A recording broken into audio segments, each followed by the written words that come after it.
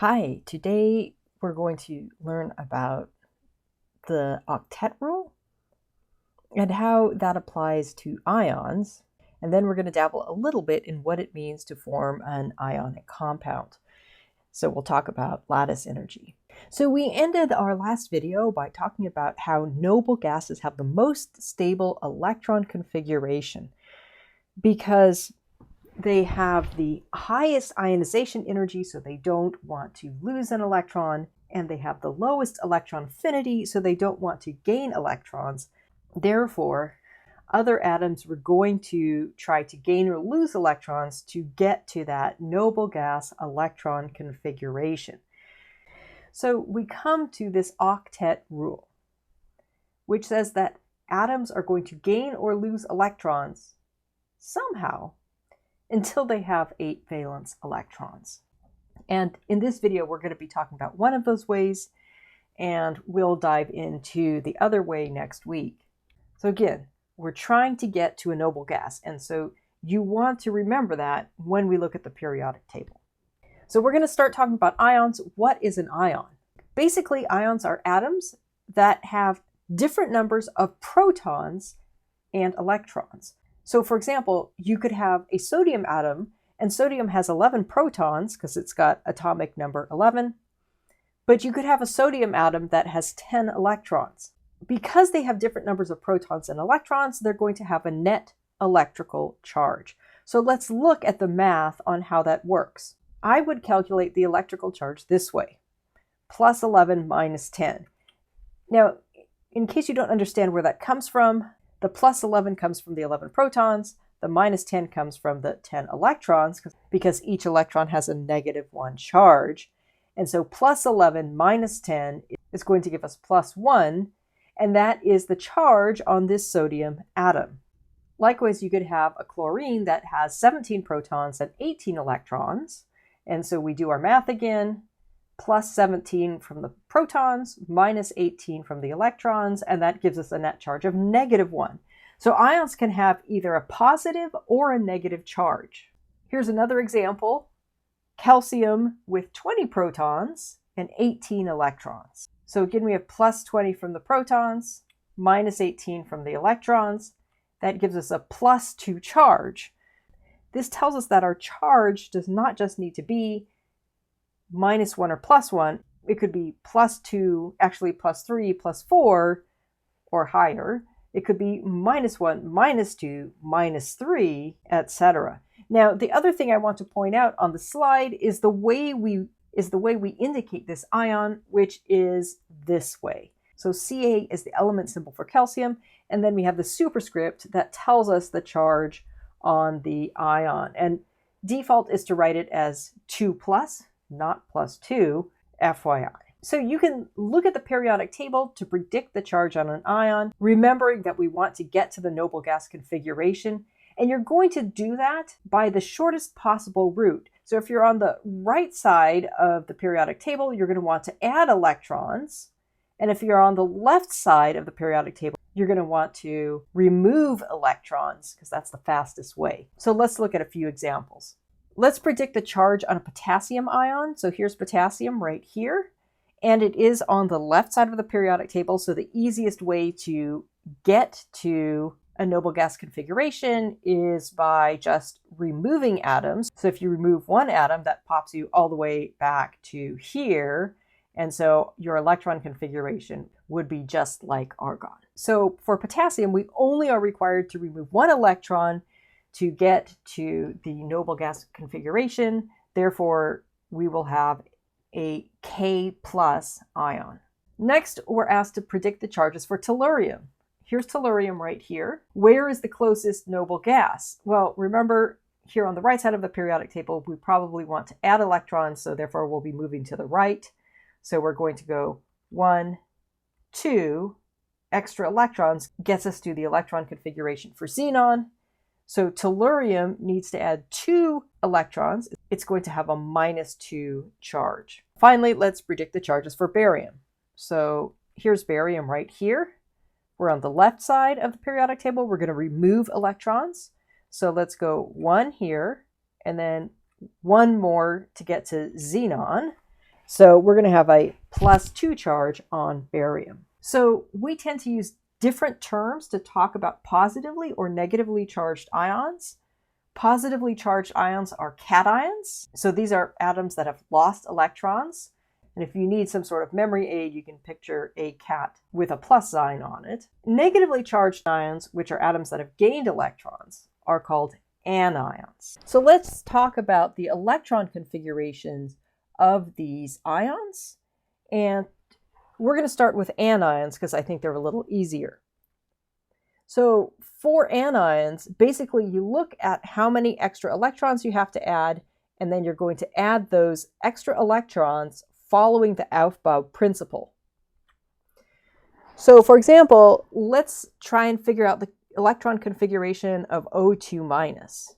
Now, oxygen in and of itself is 1s2, 2s2, 2p4, but we also have 2 extra electrons that are giving us the -2 charge. So let's add those in following Aufbau principles. Those are going to go here, 1, 2. And so you can see that brings us to a noble gas electron configuration because both the S and the P in our valence shell are full. Let's talk about the electron configuration of phosphorus 3-. And I've already filled in the electron configuration for neutral phosphorus, which is 1s2, 2s2, 2p6, 3s2, 3p3. So we need 3 more. 1, 2, 3. And again, this brings us to a noble gas electron configuration. So it's actually pretty easy to use the periodic table to predict anion electron configuration. You're basically just going to go right until you get to the noble gas. So for example, we can have bromine.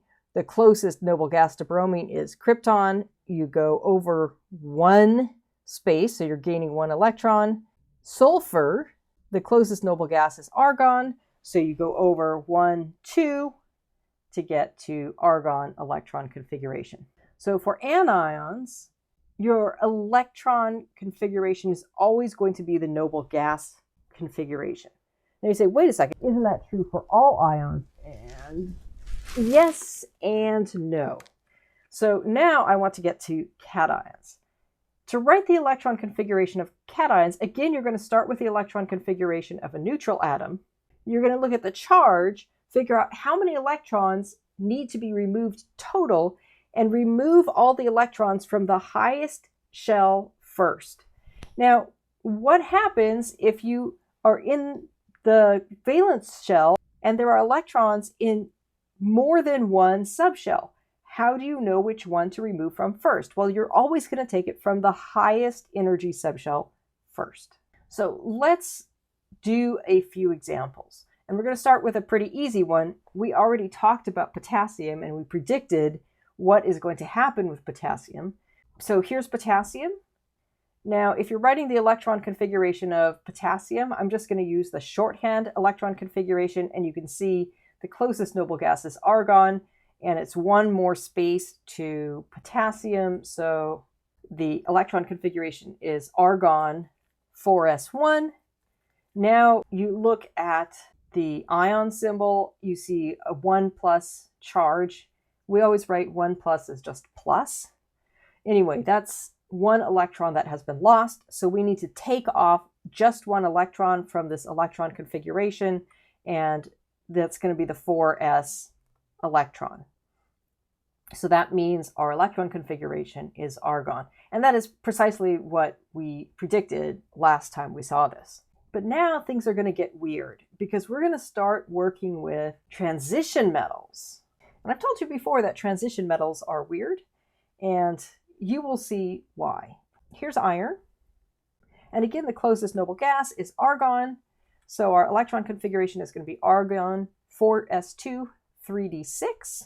So now we're looking and we see we have a 2+ charge. So that's going to be 2 electrons lost.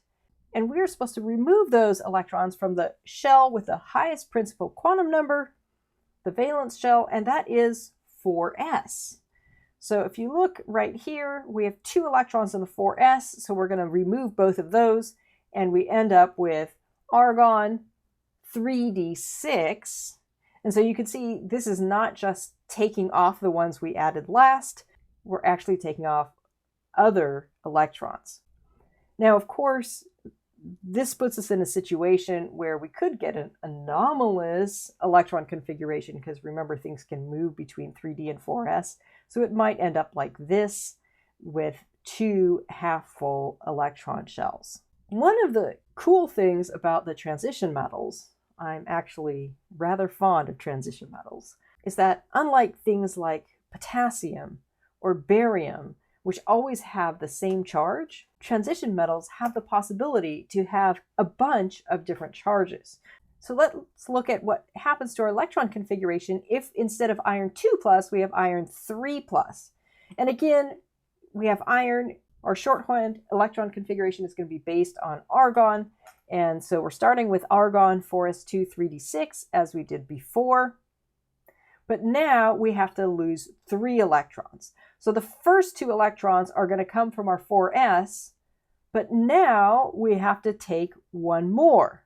Now, if you look at the electron configuration, the way that I've written it, the most obvious place to take it from is 3d6.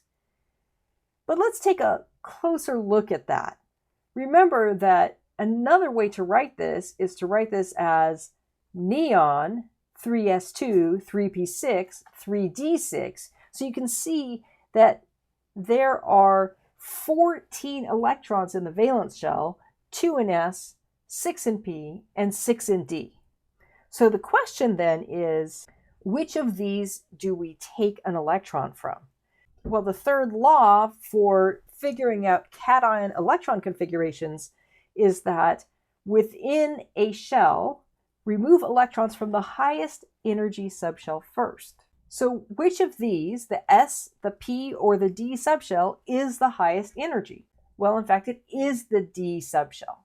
So let's take our electron from the 3D. That gives us, as we expected, argon 3d5. So you'll notice that the D subshell is actually half full here, so that's a nice stable electron configuration. So now we need to talk about the fate of those ions that are formed. Sodium, for example, likes to form +1 ions, and that is almost always how we find it in nature.